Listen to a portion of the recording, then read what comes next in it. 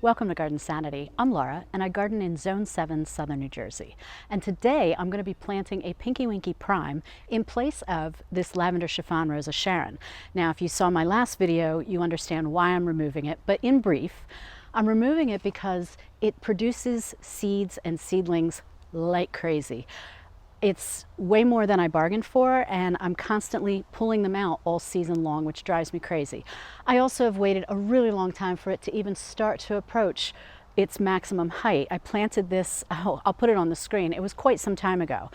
Rabbits did kind of do a number on it the first year I think it was in the ground, maybe the second year, but since then it didn't really grow that well, and in fact Proven Winners discontinued this Chiffon Rose of Sharon. They have pink and blue and all sorts of colors that are beautiful.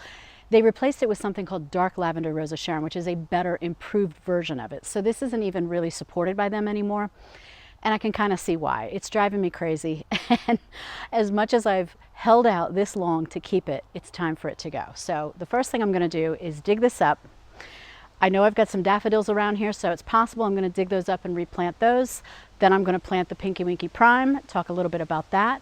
And I'm also going to talk about planting kindness, which isn't a plant, but it is really important. So let's get started. All right, so the first thing I'm going to do just to make this easier is I'm going to use my pruners to cut this all shorter, because it's just going to make it easier for me when I'm digging out the plant. I don't feel like trying to get my head in here and I've got all kinds of branches around. So this is what the seed heads look like. And it's possible some of these are going to go flying off as I'm cutting the top part of the shrub off. But you know what? It is what it is. And we just deal with it. So this is just going to make things a lot easier for me to prune this off. Now, right off the bat, I want to tell you that I'm not saving this shrub because I don't like it. And if I don't like something, the last thing I'm going to do is give it to someone else. This isn't a situation where I don't like it, but I think it's a great shrub and I want to willingly give it to someone else so that they can also have a great shrub. I wouldn't wish this on anyone because of the seedlings. Now, I love the Chiffon series of Rose of Sharons. I really do. I've seen such beautiful colors, and the blue especially has stolen my heart, and I still hope to get one someday. But this particular one in my garden has been producing way too many seedlings, and it doesn't bloom that much. It's not a nonstop bloomer like it should be. It just hasn't been great. And so having said all that, that's why I'm just tossing it. And same thing, if you're pruning yours back in the spring, mind you, or you want to prune back in the fall to get rid of some of the seed pods, make sure you don't just throw those in your compost pile, because they're going to sprout seedlings in your compost pile, or they're going to stay as seeds, and then you put them on your garden beds and you're going to have a ton of seeds. So this is an example of where what you cut off goes in the bin, not your compost pile. Okay.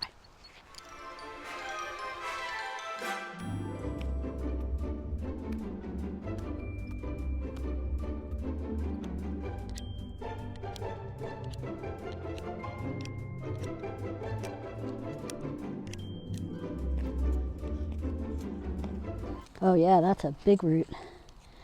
All right, let's use the loppers for that.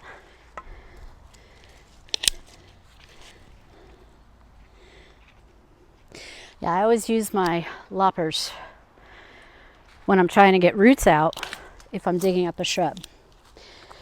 It's just easier than trying to fight with it with a shovel.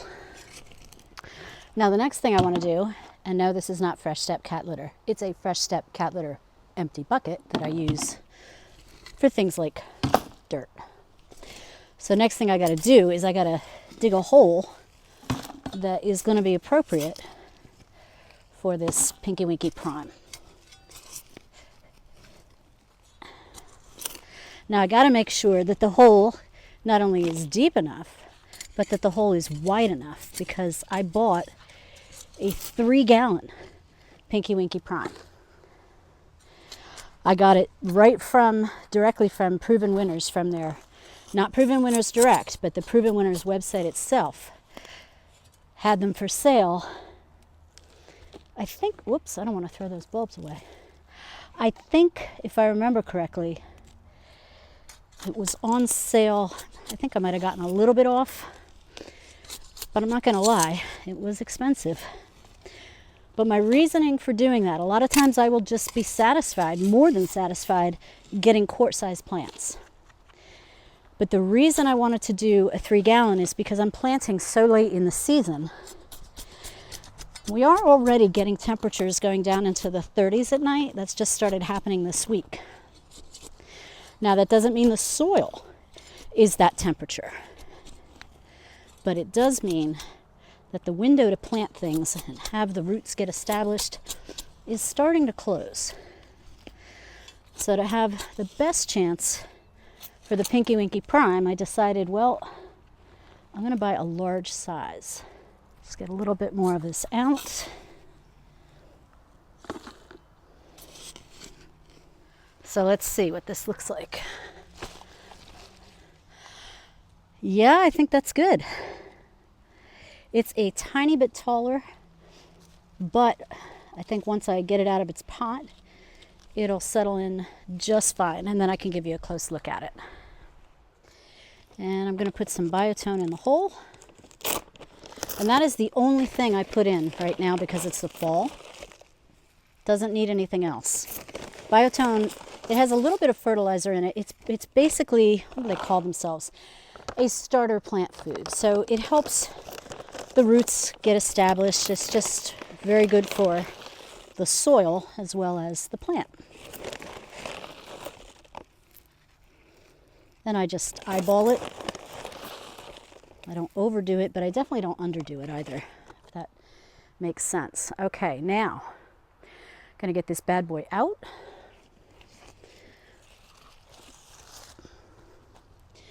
I'm going to turn it on its side, and a lot of this rice stuff that they use as packing is going to probably come out a little bit. Just get some of that out. All right, and then let me do it this way.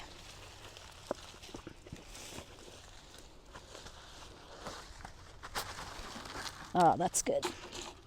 Now, what I don't like to do is just plant it as is.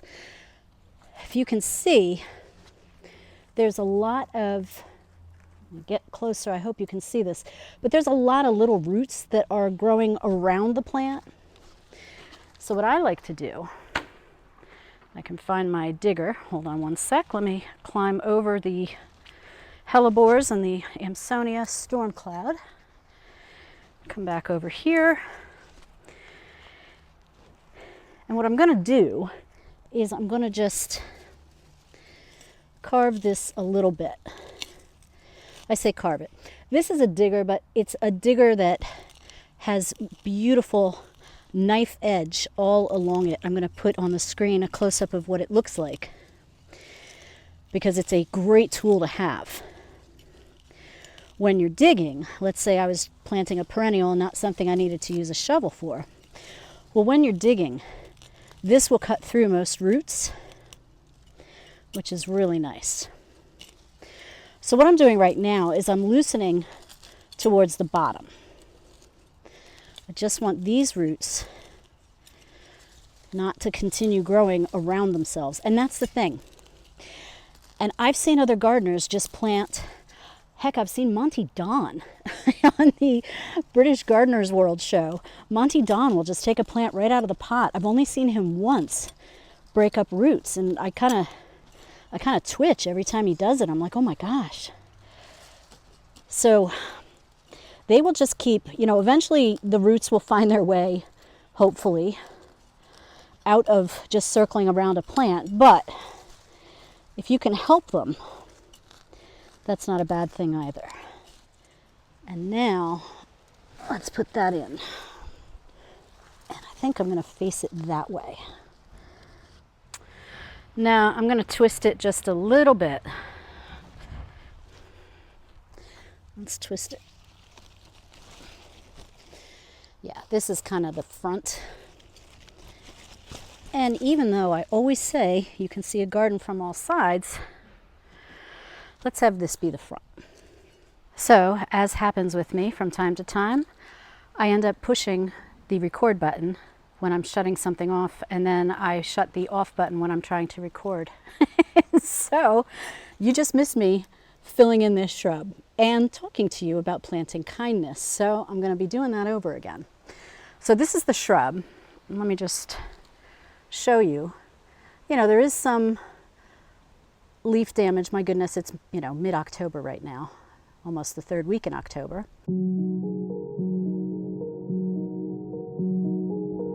And there is one little flower right there.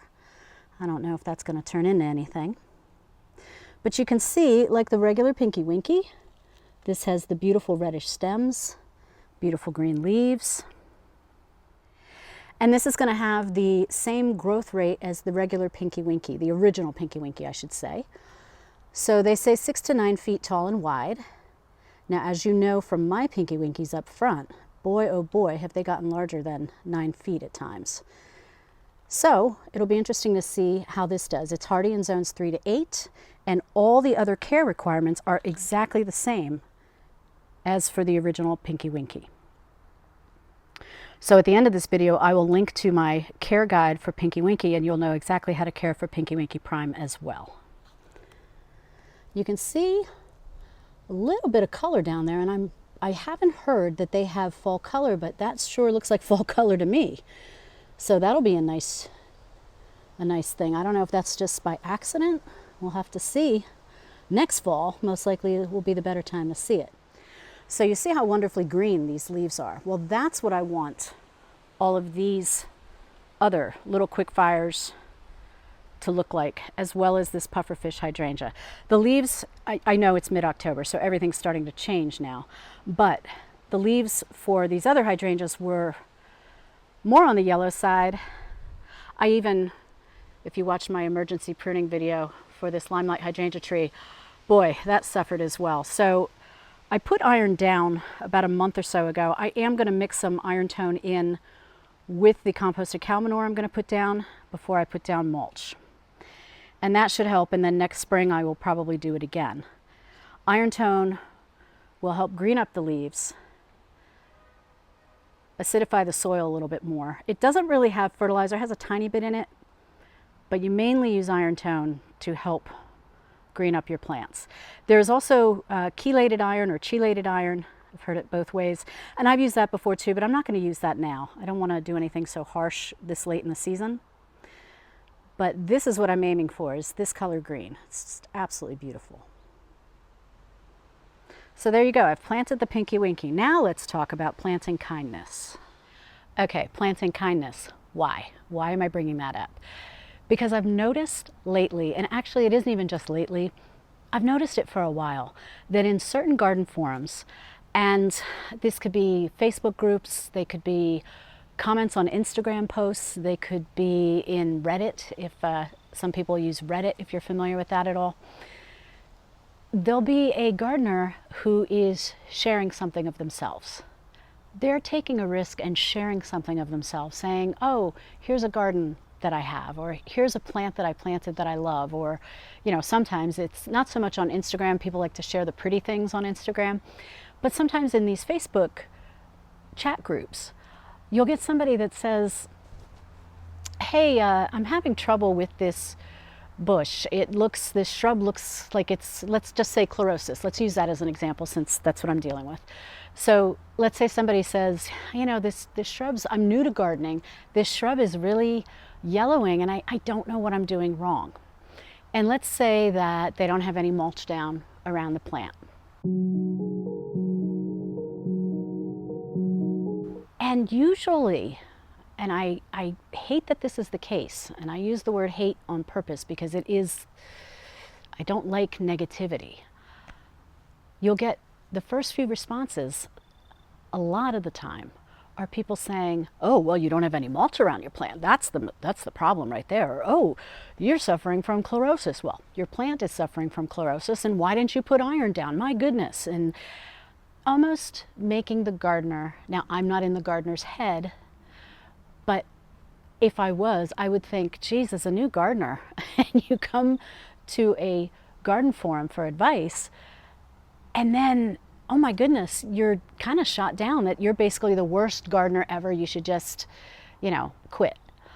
And the reason I can tell that we gardeners can be a sensitive bunch at times is because there are times I get comments on my videos where someone will say, oh, I just planted one of these. Thank you so much for the info. I'm a newbie gardener. Can't really even call myself a gardener. I'm just starting. And I always come back with, if you put something in the ground, if you put something in a pot, you're a gardener. Everyone has to start somewhere. Everyone does. And I'm not saying that the people giving advice in a less than constructive way are wrong about the advice they're giving. I just think that they could go about it in a much kinder way. And so the other thing that I notice, which is always great and it reaffirms how good most gardeners are, is you will get people that will come to that gardener's defense and say to the person that maybe, is attacking them is, back off. They came here for advice, and let's give them advice and give them all the help we can. And somebody else will step in and say, you know what? That's a great plant that you chose. Let me help you with some steps you can take, and next year, hopefully it'll be better. And that's kind of what I'm trying to do here on Garden Sanity. In fact, it's not even kind of, it is what I'm trying to do. I'm trying to show you that gardening doesn't have to be frustrating. It can be, there's no doubt about it. But it also is, I want it to be soothing for you. I want it to bring some sanity to your life. We have so much chaos around us and busyness going on sometimes in our lives with our families and whatnot, that your garden should be a refuge. It should be a place that you come for solace and peace and to kind of recharge yourself. And yeah, get a little exercise too. It's always a good thing. And hopefully enjoy the beauty that you have sown and you've created and you've nurtured. And if things don't go right, as I showed you in the previous video, this whole garden bed, it's not the best right now. It doesn't make me any less qualified as a gardener. It doesn't make me a bad gardener. It's just what happens. And the main thing about gardening is learning. But I think an important thing about gardening is to remember to be kind. And I'd like to think that gardeners are kind. I'll tell you one more story to illustrate my point. A couple of years ago, we did a project, and I say we, my husband and we were testing something out. We weren't sure if it was going to work, and when we decided it was going to work in the garden, we hired landscapers to do it for us because we realized that there was no way, with the amount of work involved and our schedules, that we were going to be able to do it ourselves. So I filmed a video and I explained exactly what all was done. I explained that there were 6 or 7 landscapers. They did 10 hours of work, so do the math, that's 60, 70 hours that they put in total, which my husband and I could have never done unless we wanted to make it a couple year project. I did have someone leave a comment, and she said, well, my husband and I, we just planted a whole row of these by ourselves, and we ripped out these plants by ourselves, and we did it in one weekend, and this is so silly that you're making a video telling us that you couldn't do it yourself, and etc., etc. I always try to tell myself that when I see a comment like that, the person's having a really bad day. It's really an easy way to kind of just tell myself, nope, they're having a bad day. And 2, I'll try my best to not set the record straight, because that's a little harsh, but just try to ease back into the main point of whatever is being discussed. And 9 times out of 10, words on a page can come across differently than if you're saying them in person to somebody. And that is also why comments that are less than constructive can hurt sometimes. And again, I see this with new gardeners all the time. As a YouTuber, I'm used to getting comments like that. Luckily, I haven't gotten a lot. I've gotten maybe 5 or 6 over 4 years, which is amazing. But when I see it happen to a newer gardener, I really, really get upset, because I want that gardener to succeed. And I want the person who's leaving the less than constructive advice, the negative feedback, the really awful, blatant criticism, I hope somehow that they learn a lesson too, because it's really, life's too short. We should all be helping each other, encouraging each other. Gardening's about growing. Let's all grow together. So that's what I mean about planting kindness. And I hope this resonates with you. I'm sure you're already the kindest person in the world. But if you know somebody that maybe could use a little bit of a pep talk to kind of rein things in and keep things in perspective, feel free to share this. I just want to make sure that newer gardeners especially can find the support that they need. And if you're a newer gardener, stick around because you will always get support from me. I am 1000% about seeing you succeed and helping you succeed. I try to answer every question I can on here. It's getting a little harder as I get more and more subscribers, but I'm still trying to do my best. If I don't answer you right away, my apologies, but I try to do my best.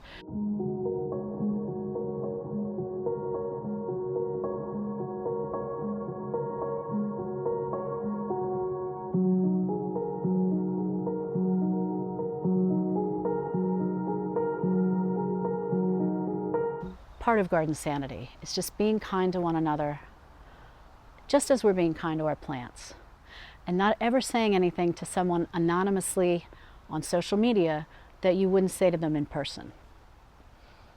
But if you would say some of this stuff to people in person, I can't imagine.